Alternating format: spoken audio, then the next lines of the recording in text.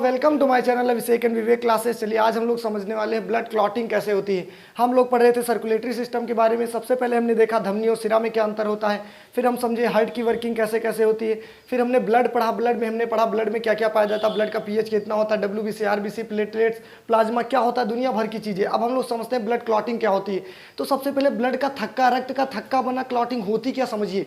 देखिए जब हम कहीं कट जाते हैं तो ब्लड बाहर आ जाता है, तो थोड़ी देर बाद ब्लड वो जम जाता है, यानी बहना बंद हो जाता है। तो उस बहना बंद हो जाने को ही बोलते हैं क्या, रक्त का थक्का जमना, या बोलते हैं ब्लड क्लॉटिंग। समझिए शरीर में किसी कटे स्थान पर रक्त का जम जाना ही क्या कहलाता है, ब्लड क्लॉटिंग कहलाता है। अब हम लोग समझते हैं ब्लड क्लॉटिंग कैसे होती है। देखिए लगभग 2 से 4 मिनट में रक्त का थक्का जम जाता है और इस प्रोसेस को बोलते हैं कैस्केडिंग प्रोसेस। तो देखिए रक्त का थक्का जमने की प्रोसेस को बोलते हैं कैस्केडिंग प्रोसेस। ये प्रोसेस बेसिकली 3 स्टेप में पूरी होती है। देखिए हमने पढ़ा था ब्लड के बारे में, और जिसने वो दोस्त वीडियो नहीं देखा, आप लिंक डिस्क्रिप्शन में दे दी गई है, जाइए फटाक से देख के आइए। ठीक, ब्लड के 2 पार्ट थे, एक प्लाज्मा और एक कार्पल। प्लाज्मा में क्या क्या पाया जाता था, फाइब्रोनेजिन, प्रोथ्रोम्बिन, हेपेरिन वगैरह इसी में था, ये बताया गया था। ठीक, तो समझते हैं आगे। देखिए कटने के बाद रक्त बाहर आता है, तो बाहर क्या होती है, वायु। देखिए हमारे शरीर के अंदर ब्लड बह रहा है, और हमारे शरीर में अगर ब्लड अंदर ही क्लॉट कर गया तो दिक्कत आ जाएगी। तो ब्लड अंदर क्लॉट ना हो इसके लिए जिम्मेदार है हेपेरिन। हेपेरिन क्या होता है, ब्लड को थिनर करता है, ब्लड को थिन करता है, कहीं भी ब्लड को क्लॉट नहीं होने देता। लेकिन जैसे हम कट जाएंगे तो ब्लड आएगा बाहर, तो बाहर क्या है, एयर। एयर के संपर्क में आते ही हेपेरिन क्या हो जाता है, सो जाता है, काम खत्म सीधे उनका, है कि नहीं। क्योंकि बाहर तो भैया जमना ही चाहिए ना, तो वायु के संपर्क में आ जाता तो हमारे ब्लड में उपस्थित होता है थ्रोम्बोसाइट। थ्रोम्बोसाइट बोलते हैं प्लेटलेट्स को। देखिए platelet, thrombocyte, WBC erythrocyte, sorry RBC erythrocyte, WBC leukocyte. तो थ्रोम्बोसाइट बोलते हैं हम लोग प्लेटलेट्स को ही। तो जब हम लोग कहीं कट जाते हैं तो सबसे पहले पता चलता है प्लेटलेट्स को। किसको, प्लेटलेट्स को। तो भैया हमारे बॉडी में है ना, वायु के संपर्क में थ्रोम्बोसाइट जो होती है रिएक्ट करके बना देती है थ्रोम्बोप्लास्टिन। पहला स्टेप कि थ्रोम्बोसाइट बदलेगा किसमें, थ्रोम्बोप्लास्टिन में। बाहर आएगा ब्लड तो हवा के संपर्क में थ्रोम्बोसाइट बदल जाएगा किसमें, थ्रोम्बोप्लास्टिन में। दूसरा स्टेप, थ्रोम्बोप्लास्टिन कैल्शियम, हमारे शरीर में कैल्शियम होती है, कैल्शियम व रक्त में ही उपस्थित होता है प्रोथ्रोम्बिन। कहाँ उपस्थित हो, प्लाज्मा में, पहले वीडियो में बता रखा है। प्रोथ्रोम्बिन को थ्रोम्बिन में बदल देता है। ये जो थ्रोम्बोप्लास्टिन है हमारे ब्लड में जो प्रोथ्रोम्बिन पाया जाता है, इसे बदल देता है थ्रोम्बिन में।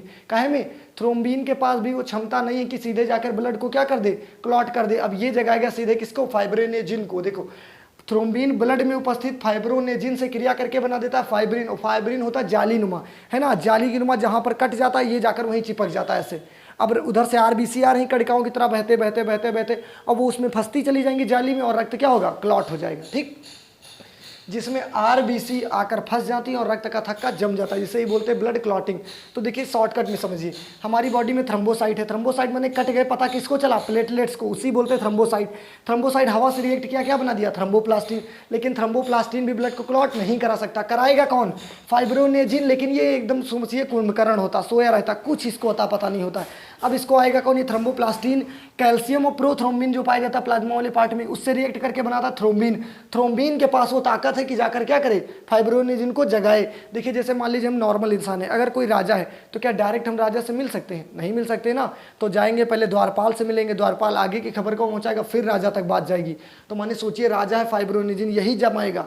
लेकिन अब पता तो थ्रोम्बोसाइट को था, लेकिन ये डायरेक्ट तो जा नहीं सकता, तो भैया पहले हवा से क्रिया करा, क्या बनाया, थ्रोम्बोप्लास्टिन। थ्रोम्बोप्लास्टिन कैल्शियम और प्रोथ्रोम्बिन से रिएक्ट करके क्या बना दिया, थ्रोम्बिन। अब भैया ये थ्रोम्बिन फाइब्रोनेजिन को जाकर बताया, कहा भैया रोको जाकर ब्लड बह रहा, नहीं तो गड़बड़ा जाएगा। अब ये जाकर चिपक गया ऐसे, फाइब्रिन, है ना, फाइब्रिन हो गया। फाइब्रिन जाली नुमा होता है। अब इसी में RBC आकर फंस जाएंगे, ब्लड क्या हो जाएगा, क्लॉट हो जाएगा। तो फाइब्रिन RBC से जुड़कर क्या बना देगा, ब्लड। अब फटाफट से आंसर करिए। सबसे पहले पता किसको चला, थ्रोम्बोसाइट को। थ्रोम्बोसाइट हवा से रिएक्ट करके क्या बनाया, थ्रोम्बोप्लास्टिन।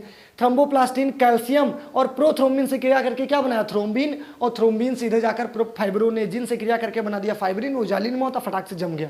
अब नोट करके देखिए एक बात, हीमोफीलिया एक अनुवांशिक बीमारी होती है। अनुवांशिक का मतलब जेनेटिक बीमारी जो है ना, जो एक पीढ़ी से दूसरी पीढ़ी में चली जाती है। हीमोफीलिया नाम की बीमारी में रक्त का थक्का नहीं जमता है। जो हीमोफीलिया नाम की बीमारी होती है इसमें ब्लड क्लॉट नहीं होता, मतलब कट जाएंगे तो ब्लड बहते रहता है। यह बीमारी सबसे पहले इंग्लैंड की महारानी एलिजाबेथ में हुई थी, इसीलिए हीमोफीलिया नाम की बीमारी को हम बोलते हैं राजघराने की बीमारी। ठीक, कुछ नोट करके देख लेते हैं, ये चीज़ें भी ब्लड क्लॉटिंग में हेल्प करती हैं। तो कभी कभी आप पेपर में आ जाता तो आपसे पूछेगा ऐसी कौन सी विटामिन है जो रक्त का थक्का जमाने में हेल्प करती है, तो ऑप्शन में होगा विटामिन K। कार्पल्स में थ्रोम्बोसाइट, थ्रोम्बोसाइट मतलब प्लेटलेट्स होता है। ठीक दोस्तों, वीडियो देखिए, उसमें सब कुछ बता रखा है। मेटल क्या होता है? कैल्शियम। यहाँ देखिए कैल्शियम हेल्प कर रहा है कि नहीं कर रहा। प्रोटीन कौन होती है? फाइब्रोनिजिन तथा प्रोथ्रोम्बिन। तो आप एक बार इसका स्क्रीनशॉट लीजिए। मिलते हैं नेक्स्ट वीडियो में, आपको बताते हैं ब्लड ग्रुप के बारे में, है ना। तो आई होप आपको अच्छा लगा होगा। तो अगर अच्छा लगता है तो प्लीज़ लाइक और शेयर कीजिए। Thank you everyone.